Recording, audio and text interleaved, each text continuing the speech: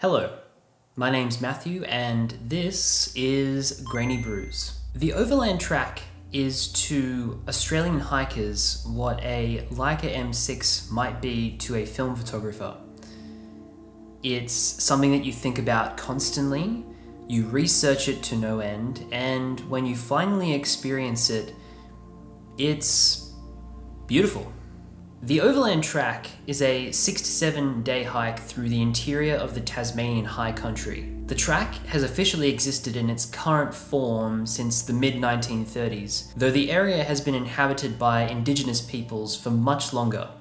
I had the privilege of being able to do this hike at the beginning of the year with a few of my mates. The main section of walking track is approximately 65 kilometers if you decide to take the ferry from Narcissus Hut to the Lake Sinclair Visitor Centre. We decided to walk along Lake Sinclair, which adds about 17 kilometers to the trip in total. We did the trip in January, which is a favourable time of the year to do it, mostly. But what cameras did I bring exactly? Here we have the Fujifilm X-T4, which I took mostly for stills, the Olympus Tough TG1 for photos and video, the GoPro 7 for some video, and finally the iPhone 15 Pro for mostly video and some photos. And now, without further delay, we may begin the hike.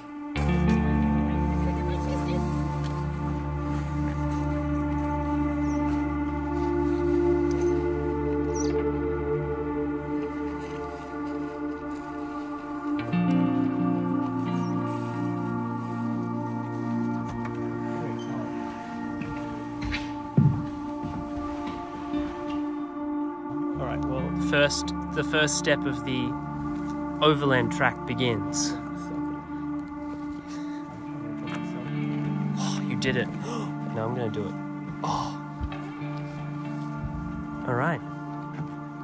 7 days. Let's do it. Jesus.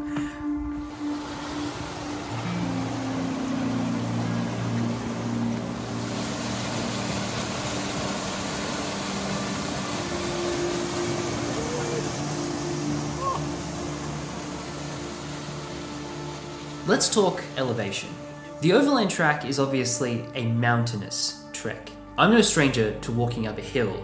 Like, I do a lot of running in my spare time, so I know what it's like to trudge up a hill when you really don't want to. But man, have you ever tried walking up a mountain with 24 kilos on your back? Yeah, it's kind of hard, as it turns out.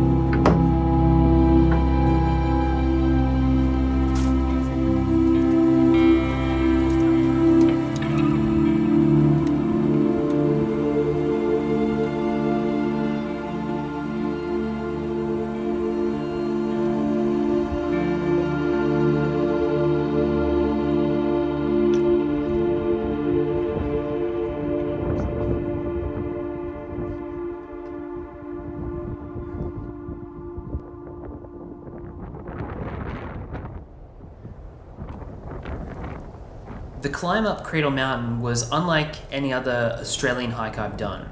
Most day hikes in Australia are on nicely maintained paths, whereas this one, it was a vague idea where you needed to go, but for the most part it was kind of like a choose your own adventure scenario, which was very cool. I thoroughly enjoyed the hike up to the top of Cradle Mountain.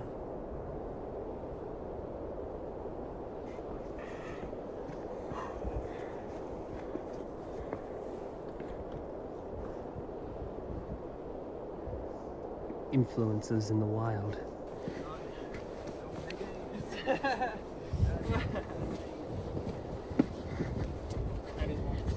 The view was obscured by clouds. We couldn't actually see anything, which was kind of a bummer, but you know, in Tasmania, the weather changes very quickly, and as we learned from some hikers later on, if we'd stayed there like 15 or 20 minutes more, we would have been able to see a view. So, you know, what can you do?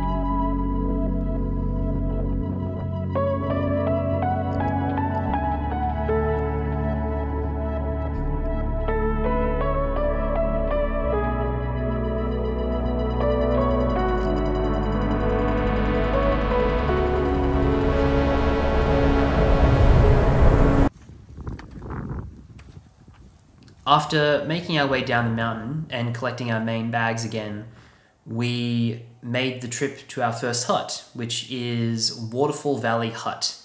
It took us about an hour and a half, I think, to get there, and look, let me tell you, that was a welcome sight when I saw that hut. I was gassed. The feeling of arriving at the hut, just feeling just so tired, it's a nice feeling. Some people probably hate it. Most people, I would say, probably hate it, but I felt very accomplished. After making dinner and, you know, relaxing, talking about what we had to look forward to, we realized, hey, we got 6 more days of this. We get to enjoy nature. The spirits were high. Yeah, things were good.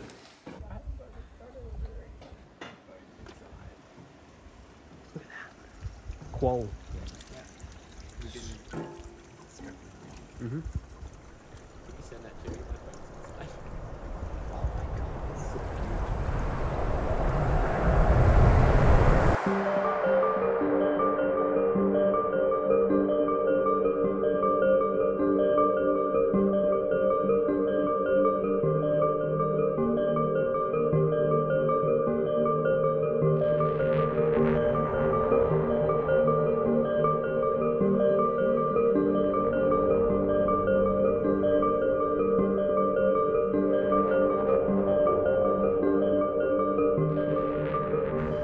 The day began with us having some breakfast and some coffee, packing our bags, and walking back the way we came.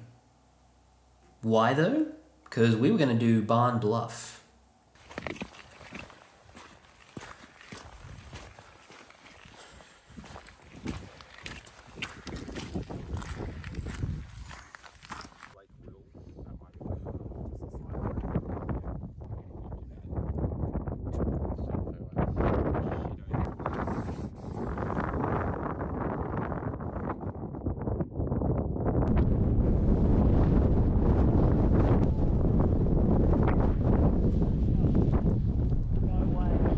The approach up to Barn Bluff is very similar to Cradle Mountain, but it is just as rewarding and pretty sick to do, especially on the windy day that we did it.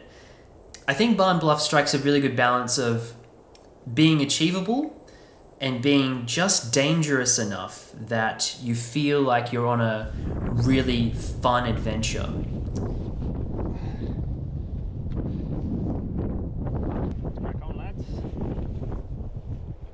That's a sick view. Holy hell. Sorry.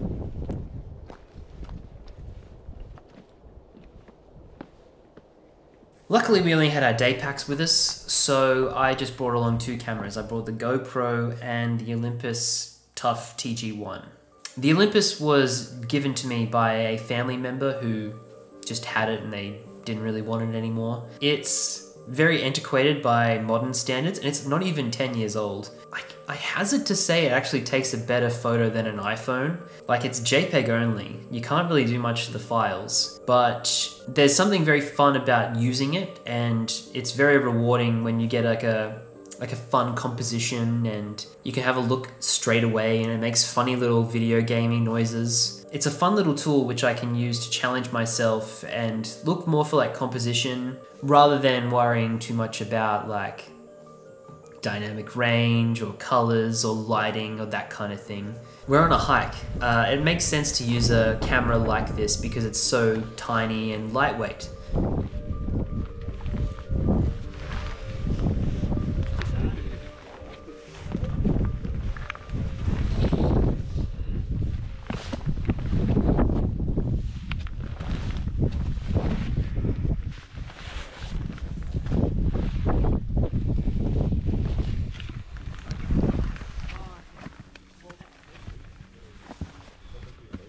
After summiting the bluff and making our way back down to Waterfall Valley where we collected our main bags again, we had some lunch and decided to press on to the next hut, which is called Windermere Hut.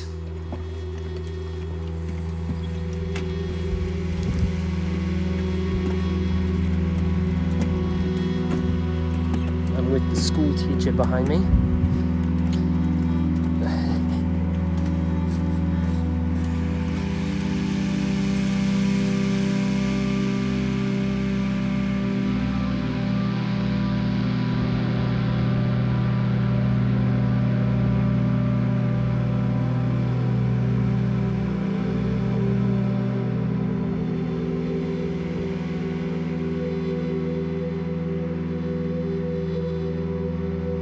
I'm honestly not sure. Like, yeah.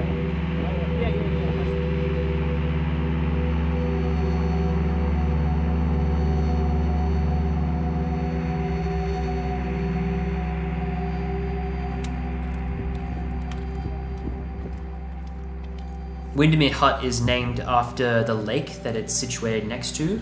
So when we got to the hut, we were very excited to have a little swim.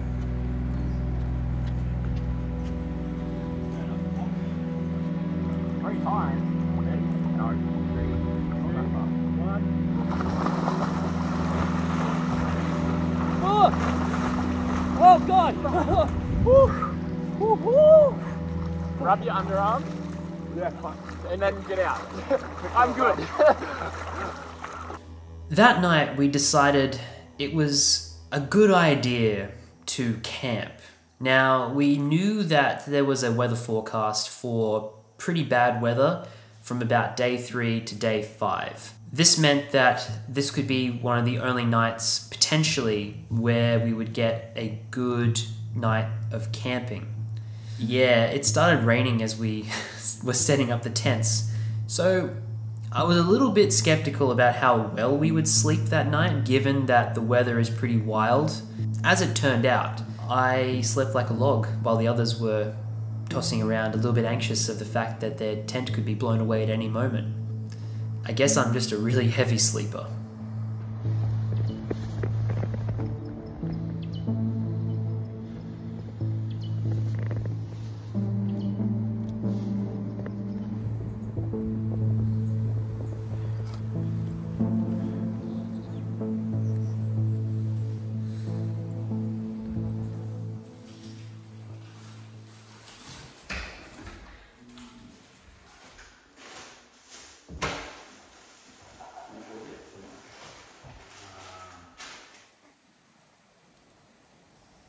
The rain did not let up overnight, and that means you have to face the proposition of packing down a tent in the rain, which is about as enticing as shooting a roll of Ultramax through a Canon T70.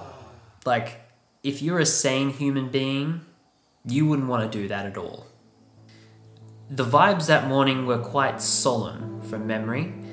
We had the biggest day of walking in front of us, and we had wet tents and they weren't going to dry anytime soon.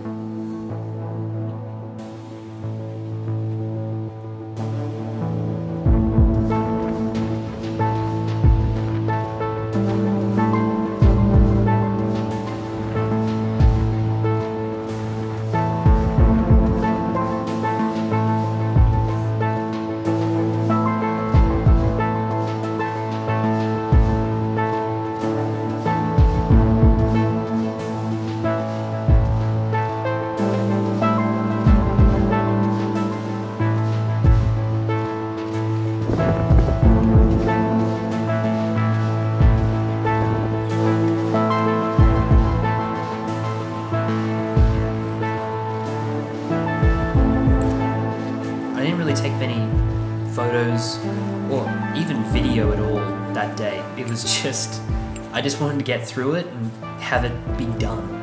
I wish that I'd taken more photos here because even though I was feeling a little bit unhappy about the experience at the time, I know that if I take photos, I feel happy, so probably should have just done that and I would have felt a bit better.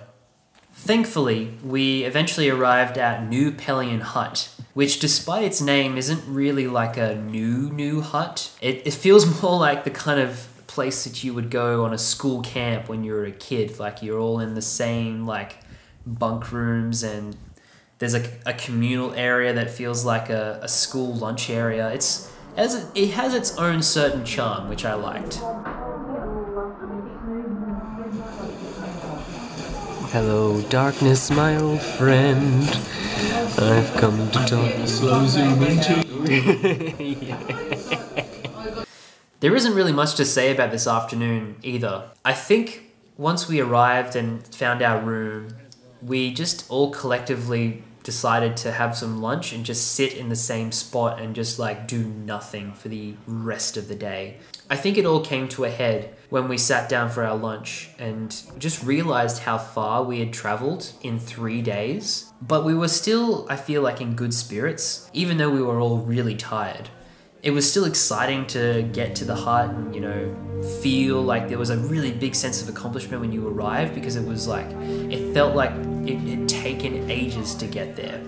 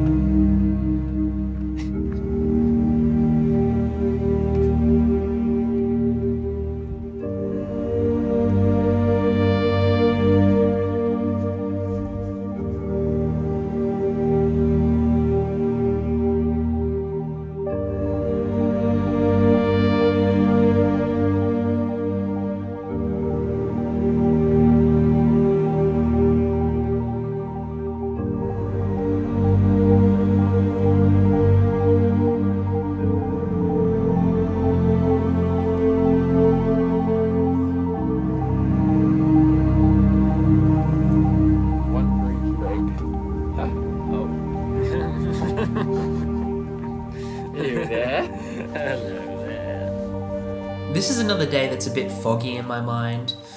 I definitely remember waking up and having breakfast and getting ready, but the hiking section of this day it's escaped me a little bit because again, I didn't really take many photos or do much video this day. It was just another head down, looking at where you're going because of all the tree roots and the mud kind of day. And I just really wish that I took more photos. It seems silly now, like I had all these cameras with me and I had these grand intentions of taking photos and I didn't. So don't do what this idiot did and not take enough photos.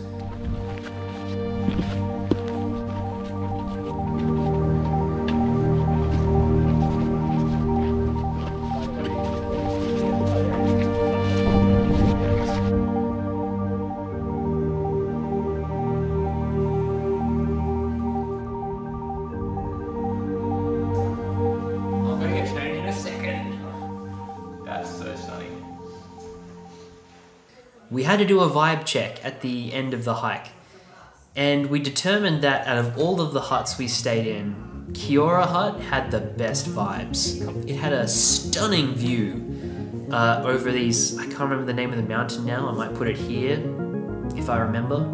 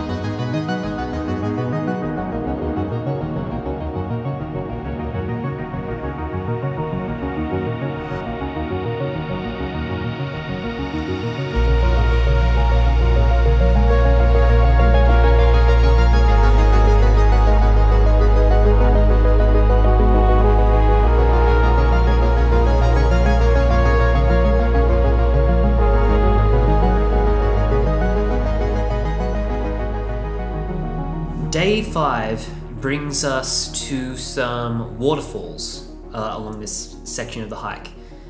And yeah, the waterfalls. At the base of one of the waterfalls, Paris saw some of the fellow hikers that had joined us around the same time we started.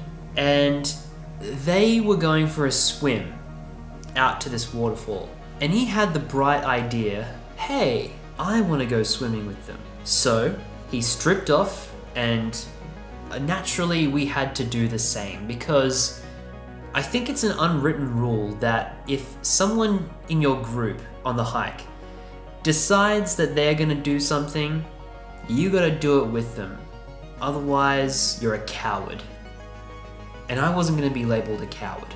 I actually cut my foot on one of the rocks getting out to this waterfall. And as we were coming back, the guys that had tried to swim out to the waterfall, they told Paris that we shouldn't go swimming there because the power of the waterfall was so immense that it was actually sucking them in towards it, and they could have drowned. I've never experienced water that cold in my entire life. Like, it was, bone chilling. It's what I needed, because I remember feeling on this day that I'd hit a bit of a slump. It was hard to do things, it was hard to be motivated, and I was like, I just need something to jumpstart this hike to get me excited again.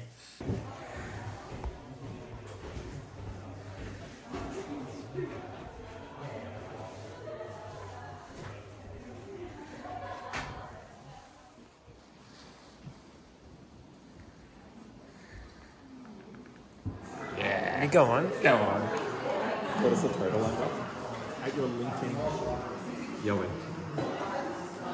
Oh, that was my actual way in. Oh, okay. So because I've got a couple question marks. Bert Nichols' hut is one of the older huts along the trail that you can stay in.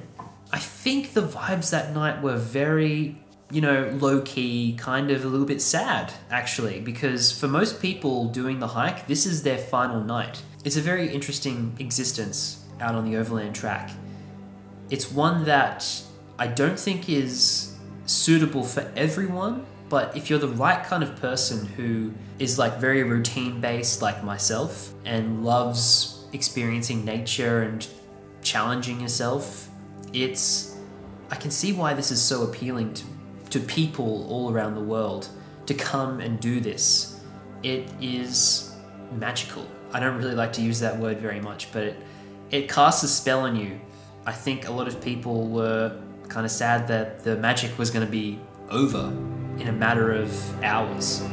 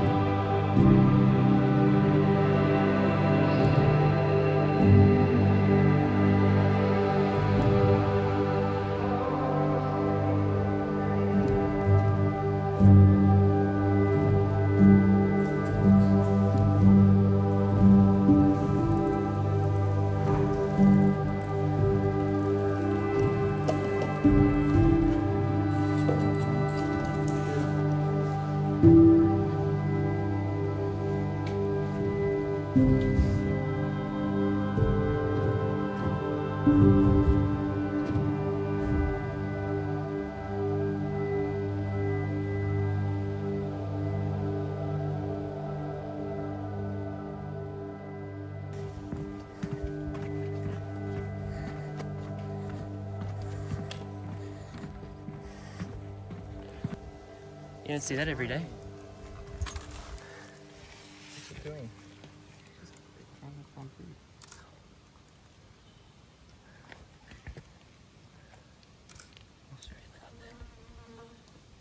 Just found some, there's a jumping jack ant.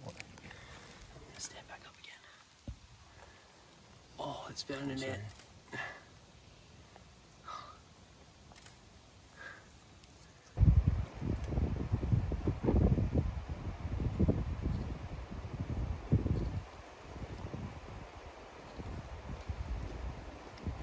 We made it to Narcissus Hut. We put our packs down, had some lunch, had a swim, and we caught up with some hikers, the ones I was doing yoga with. I was happy to see them again before they took the ferry back to Lake Sinclair. We realized that we wouldn't actually see that many more people on the hike. It's kind of a busy hike because you take off with so many other people who are beginning the hike and doing it with you. It's a weird feeling because you're probably never going to see these people ever again. That's just the ephemeral nature of hiking. People come and go from your life, and that's okay because that's the world of hiking, I guess.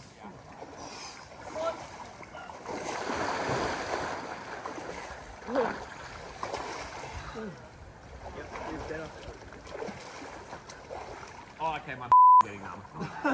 That's the sign to get out.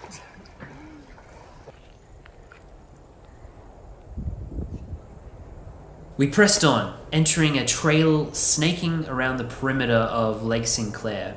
This section of the hike is mostly comprised of like really tall trees. It's not dense forest like what you travel through on like day 3 through day 5, but it has like an old ancient forest kind of feeling.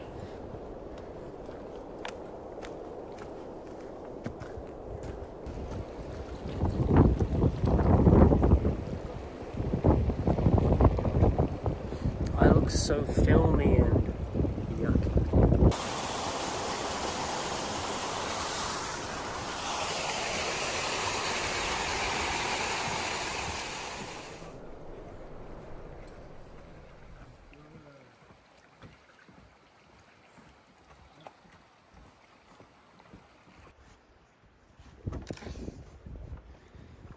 See you later, Cannon. The final camping spot of our trip was at a spot called Echo Point. And knowing that I hadn't really taken as many photos as I wanted to up until that point, I kind of went a little bit crazy and just got the Fujifilm out and just went bananas, taking as many photos as I could after I set up my tent.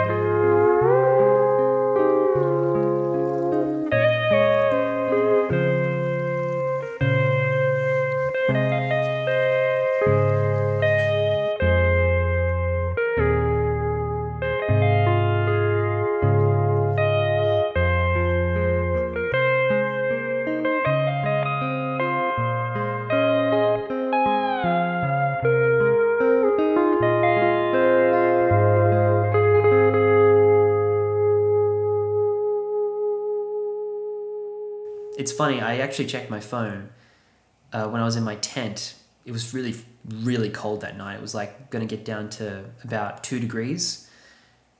And I remember looking at my phone and switching off airplane mode, and boom, there's reception again. There's connection to the civilized world. And looking back, I kind of wish that there wasn't reception. It's good that I got to let my loved ones know that I'm alive. But it also kind of ruined the mystique of the moment. We had been doing this for so long and felt like this was our own little world that we got to experience. And it was kind of shattered at that point because the real world and all of its creature comforts is just there on my phone, just waiting for me to return.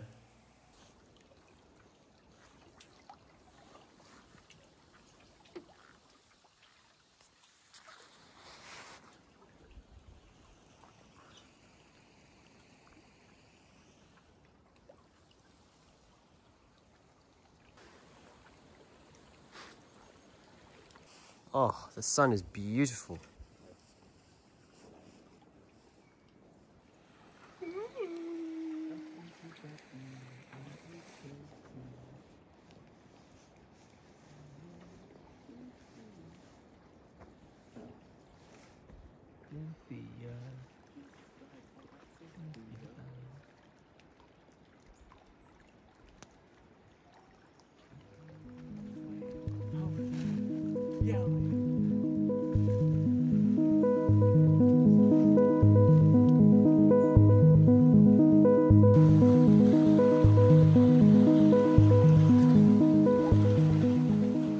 There isn't really much more to say about the hike.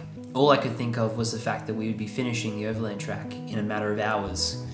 It was something that felt so far off and ambitious 6 days prior. But we were going to complete the Overland track today, and the weather was absolutely beautiful.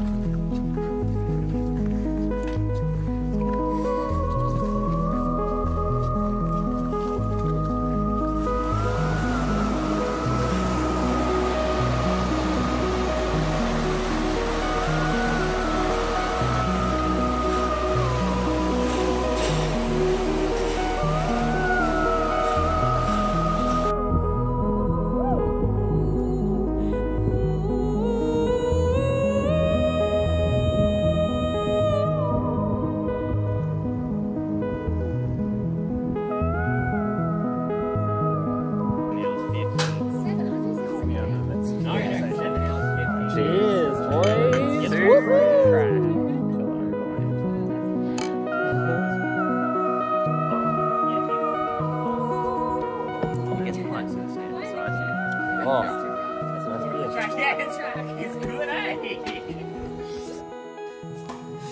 And there you have it. That's the Overland track. It's by far the best hike I've ever done. I'm very privileged that I got to do it with 3 of my mates. It was fantastic, and I really hope to do it again sometime in the future so I can tick off the side trips that I missed on this trip. If you liked what you saw, please consider subscribing and please like the video. I hope you like the photos, I hope you like the video, and yeah, thank you for your time and thanks for watching.